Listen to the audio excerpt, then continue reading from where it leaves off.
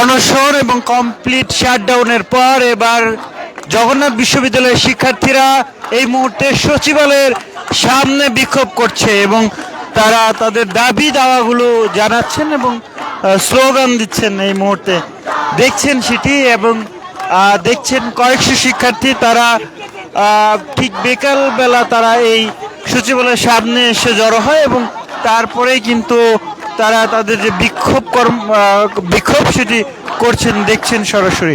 এই মুহূর্তে একজন শিক্ষার্থী কথা বলছেন, তার সাথে একটু কথা বলতে। স্বাধীন হওয়ার পরে আমরা দেখেছি এখনো হয়তো স্বৈর শাসক বদলেছে, সিস্টেম এখন পর্যন্ত বদলে যায় না। আমাদের যে যৌক্তিক যে দাবিগুলো আছে তারা সেগুলো কেন পূরণ করতেছে না সেটা আমরা এখনো বুঝতেছি না। আগে স্বৈরশাসক ছিল, এখন তো আর সেটাও নয়। আমাদের জনগণের আশা আকাঙ্ক্ষার যে সরকার তারা এখন গতিতে আছে, তারপরে তারা কেন আমাদের ন্যায্য দাবিগুলো পূরণ করতে পারছে না? এটা কি তাদের ব্যর্থতা নাকি তাদের সেই মন মানসিকতা এখন পর্যন্ত তৈরি হয় না যে তারা ছাত্রছাত্রীদের তাদের মৌলিক অধিকারগুলো বুঝিয়ে দিবে? সেটাই আমরা এখন পর্যন্ত বুঝতে পারতেছি।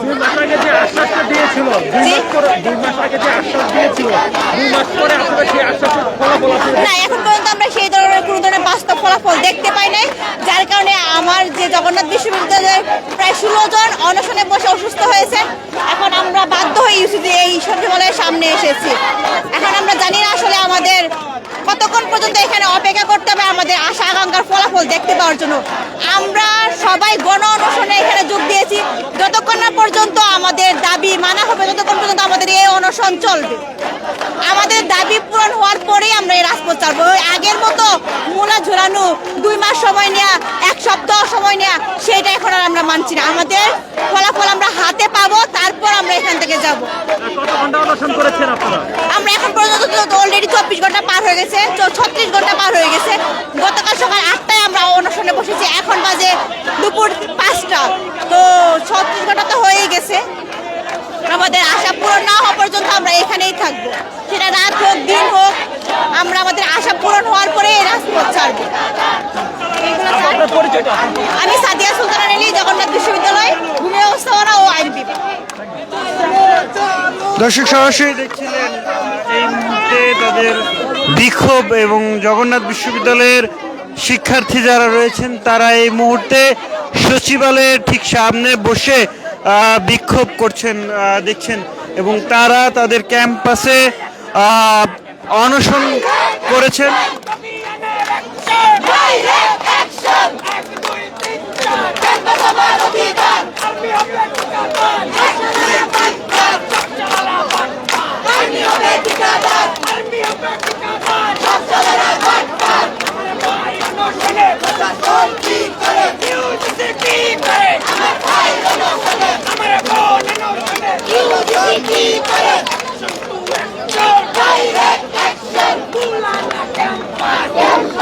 দর্শক এই মুহূর্তে আপনাদেরকে সচিবালয়ের সামনে থেকে দেখানোর চেষ্টা করছি। সচিবালয়ের যে গেট, সেই গেট থেকে দেখানোর চেষ্টা করছি। এখনো পর্যন্ত জগন্নাথ বিশ্ববিদ্যালয়ের শিক্ষার্থীরা সচিবালয়ের সামনে আসছেন। তারা 3 দফা দাবিতে 31 ঘন্টা ধরে অনশন করছিলেন এবং শিক্ষার্থীরা আজ সোমবার সকালে ক্যাম্পাসের বিভিন্ন গেটে মূল ফটক সহ বিভিন্ন গেটে তালা ঝুলিয়ে দেয় এবং তারপরে তারা হয়নি, এখনো হচ্ছে না।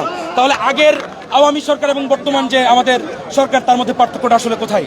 আমরা এসেছিলাম, নাহিদ ভাই আমাদেরকে বলেছিলেন যে 3 মাসের মাঝখানে যদি আমাদের প্রশাসন চাই, যদি আমাদের বিশ্ববিদ্যালয় প্রশাসন চাই, তাহলে আমরা দ্বিতীয় ক্যাম্পাস পাবো।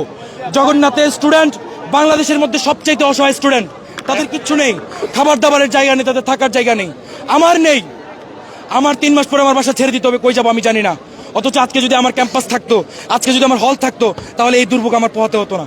পড়াশোনা করতে আসে বিশ্ববিদ্যালয়ের স্টুডেন্টরা, কিন্তু এই জায়গায় চিন্তা করতে হয় সকালে ঘুম থেকে উঠে দুপুরে আমি কি খাবো, রাতে আমি কি খাবো, বাজার আমার কখন করবো। আমার ওই সময় টিউশনই থাকে, ওই সময় আমার ক্যাম্পাসে ক্লাস থাকে, মেসে থাকলে আমার বাজার করতে হয়। এত কিছু মিলে আসলে পড়াশোনা করা যায় না। পাবলিক বিশ্ববিদ্যালয়ের স্টুডেন্ট আপনারা জানেন, অধিকাংশ পাবলিক বিশ্ববিদ্যালয়ের স্টুডেন্ট দরিদ্র পরিবার থেকে আসে। তারা এখানে এসে পড়াশোনা করবে না, স্ট্রাগল করবে। বিশ্ববিদ্যালয়, বাংলাদেশের যতগুলো বিশ্ববিদ্যালয় আছে, ক্যাম্পাস হতে সময় লাগে। এই ক্যাম্পাস 2016 সালে আমরা প্রথম হচ্ছে জগন্নাথ থেকে হল আন্দোলন হয়। এরপরে আমাদেরকে হচ্ছে এরপরে দ্বিতীয় ক্যাম্পাসের আন্দোলনটা যখন হয়, আওয়ামী লীগ সরকার কাজ শুরু করে, কিন্তু তাদের যে প্রশাসন আমাদের ক্যাম্পাসে ছিল তারা ওই টাকা ব্যাংকে রাখতো, ব্যাংকে রেখে ওই টাকার সুদ তারা নিত এবং ওই টাকার ইন্টারেস্টে তারা চলতো। ওই টাকাটা এখন পর্যন্ত ব্যাংকে আছে। তাহলে আওয়ামী সরকারের যে প্রশাসকরা আমাদের বিশ্ববিদ্যালয় ছিল তারা তো এখন নাই, বর্তমানে যারা আছে, তাহলে তারা কি করতেছে? তাদের কাছে প্রশ্ন করার পর তারা বলে যে এই দায় আমাদের না, এই দায় আপনাদের না। আমরা যখন হচ্ছে নাহিদ ভাইয়ের কাছে আসলাম, সে বললো যে বিশ্ববিদ্যালয় প্রশাসন যদি চায় তাহলে 3 মাসের মাঝখানে সব কিছু হয়ে যাবে। বিশ্ববিদ্যালয় প্রশাসনের কাছে গেলে বলে আমরা জানি না, ইউজিসি জানে, ওরা জানে। তাহলে আমরা কার কাছে যাবো? আমাদেরকে একটা সলিউশন তো দিতে হবে। আমাদের বিশ্ববিদ্যালয় প্রশাসন নতুন প্রশাসন, তারা কিছু বুঝে না। তারা যদি না বুঝে তারাও পদত্যাগ করুক, এই ব্যাপারে আমাদের কোনো প্রশ্ন নাই। তো ব্যাপারটি হচ্ছে যে বাংলাদেশের মধ্যে সবচেয়ে অবহেলিত হচ্ছে জগন্নাথের স্টুডেন্টরা। আমাদের পরে যেসব পাবলিক বিশ্ববিদ্যালয়গুলো হয়েছে তাদের এখন পূর্ণাঙ্গ আবাসন, অথচ আমাদের নেই। আমাদের চিন্তা করতে হয় আমরা কখন কি খাবো, কখন কি করব, কোথায় ঘুমাবো, এই চিন্তা আমাদের করতে হয়। এই জন্য আমরা বর্তমান সরকার, এখন কি ক্যাম্পাসের কাজ বন্ধ আছে? এখন ক্যাম্পাসের কাজ বন্ধ। আপনারা তো 2 মাস আগে এখানে আন্দোলন করেছেন, হ্যাঁ। তখন কি বলে আশ্বাস দিয়েছেন? তখন আমাদেরকে আশ্বাস দিয়েছিল যে 3 মাসের মধ্যে তারা হচ্ছে আমাদের অস্থায়ী ক্যাম্পাস বা অস্থায়ী আবাসন আমাদেরকে করে দিবে, আমরা যেন থাকতে পারি। এবং এর মাঝখানে দ্বিতীয় ক্যাম্পাসের কাজ যেভাবে শুরু করার তারা সেভাবে শুরু করবেন এবং তৃতীয় ক্যাম্পাসের কাজ খুব সহজে হয়ে যাবে, আমরা যেন পাই। দর্শক সরাসরি দেখছিলেন ডেইলি সান। দাবিগুলো বলেন আপনাদের। আমাদের 3 দফা দাবি থেকে আমরা মেনলি এসেছি। আমাদের 3 মাস আগে হচ্ছে ইনশিওর করা হয়েছিল অতি শীঘ্রই আমাদের দ্বিতীয় ক্যাম্পাসকে সেনাবাহিনীর কাছে হস্তান্তর করা হবে, কিন্তু 3 মাস হয়ে যাওয়ার পরেও আমরা সুস্পষ্ট কোনো ব্যাখ্যা পাইনি। এর পরিপ্রেক্ষিতে আমরা এখানে এসেছি। আমাদের 3 দফা দাবি হচ্ছে, প্রথমে আমাদের যে দ্বিতীয় ক্যাম্পাস কেরানীগঞ্জে, সেটার কাজ সেনাবাহিনীর কাছে হস্তান্তর করতে হবে। আমাদের 2টি হল রয়েছে, সে হল হচ্ছে হবিবুর রহমান হল এবং বাণী হল, সেগুলো অসংস্কার অবস্থায় পড়ে রয়েছে, সেগুলো সংস্কারের জন্য বরাদ্দ দিয়ে দ্রুত সংস্কার করতে হবে।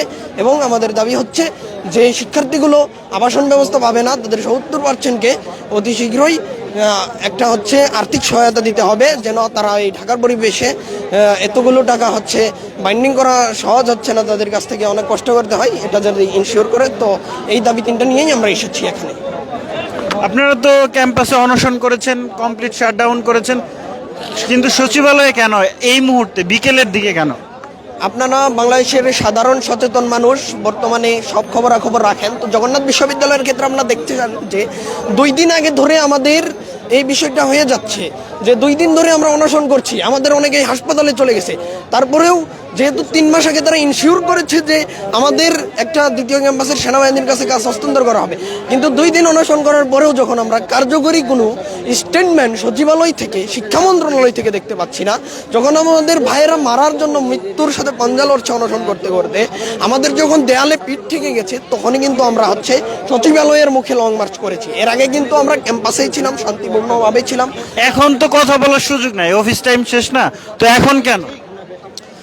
এখন আমরা 2 দিন ধরে অনশন করেছি, সেখানে যেহেতু কার্যকরী কোনো ভূমিকা পাইনি, তো আমরা অনশন এই প্রোগ্রামটা জগন্নাথ ভার্সিটির ক্যাম্পাস কেন্দ্রিক না রেখে সেটাকে আমরা সচিবালয়ের সামনে নিয়ে এসে আমরা এখানে অনশন করছি। আমাদের দাবি আজ হোক, কাল হোক, 2 দিন পরে হোক, 1 সপ্তাহ, 1 মাস কিংবা 1 বছর পরে হলেও আমরা এখান থেকে তখনই উঠে যাব যখন আমাদেরকে অফিস টাইম কখন খোলা হবে, যে টাইমে আমাদেরকে ইনশিওর করবে, সেই টাইমে আমরা উঠে যাব। এই জন্যই আমরা বলছি। দর্শক সরাসরি দেখছিলেন ডেইলি সানে। এই মুহূর্তে দেখানোর চেষ্টা করছিলাম আপনাদেরকে জগন্নাথ বিশ্ববিদ্যালয়ের শিক্ষার্থীরা সচিবালয়ের ঠিক সামনের গেটে এসে সামনে বসে তাদের যে কর্মসূচি 3 দফা দাবি, সেই 3 দফা দাবিতে তারা এই মুহূর্তে কথা বলছেন তাদের দাবির পরিপ্রেক্ষিতে। এবং জগন্নাথের শিক্ষার্থীরা আসলে আচ্ছা, আপনারা যে হচ্ছে 70% ভাতা চাচ্ছেন, এটা কেন চাচ্ছেন সেটা যদি বলেন।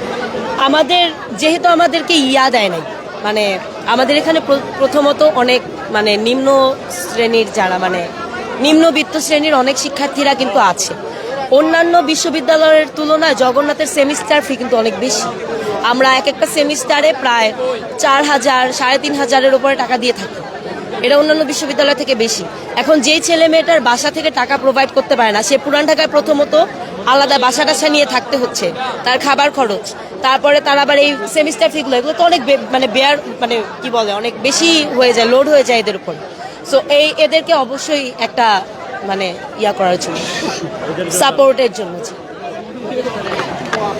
দর্শক সরাসরি দেখছিলেন ডেইলি সানে এবং আপনাদেরকে দেখানোর চেষ্টা করছিলাম সচিবালয়ের সামনে থেকে, এবং যেখানে জগন্নাথ বিশ্ববিদ্যালয়ের শিক্ষার্থীরা এই মুহূর্তে বসে তাদের যে দাবি দেওয়া সেটি আদায়ের দাবিতে কথা বলছে। সুবিধা নেই, আমরা জবিয়ানদের পিঠ থেকে গেছে দেয়ালে, আমরা জবিয়ানরা দিনের পর দিন কষ্ট